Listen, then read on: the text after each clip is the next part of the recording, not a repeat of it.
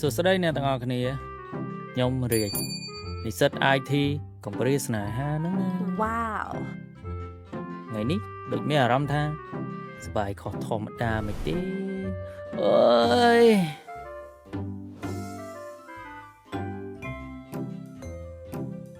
ជីវិតវាតែប៉ុណ្្នឹងមានឡើងមានចុះ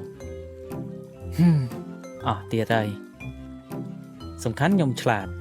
ដាក់តែទឹកប្រើយុទ្ធនាមអស់ចាំបើប្រាក់ខែមកចាំយើងទិញថ្មីនៅសល់យើងលាយទឹកខ្លះទៅសន្សំសំចៃទៅតន់ខ្លួននៅកំឡោះតាណាមកណាមានតែម៉ូតូនឹងឯងតែចុងខែម្ដងណាអាសាំងក៏អស់លុយក៏អត់ហើយ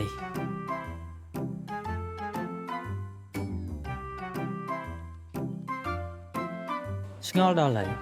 ឲ្យតែថ្ងៃបើប្រាក់ខែម៉ោងនិយាយពីដើរយូរនោះយូរបន់ឲ្យទៅដល់ល្ងាចអាងមេបាញ់លុយឲ្យកុំឃើញបើកលុយយ៉ាងទេប៉ុន្តែឲ្យតែមកដល់ផ្ទះវិញបងផ្ទះគេ100ទឹកភ្លើង30ញ៉ាឲ្យម៉ែ100យ៉ាងទៅសងគេ30រៀលសាំងម៉ូតូ20រៀលបូកចុះបូកឡើងចុះអញ Wow សល់តែ20រៀលណាហើយថ្ងៃហ្នឹងតែថ្ងៃមួយហ្នឹងហើយចាយមិនដល់ចុងខែទៅងាប់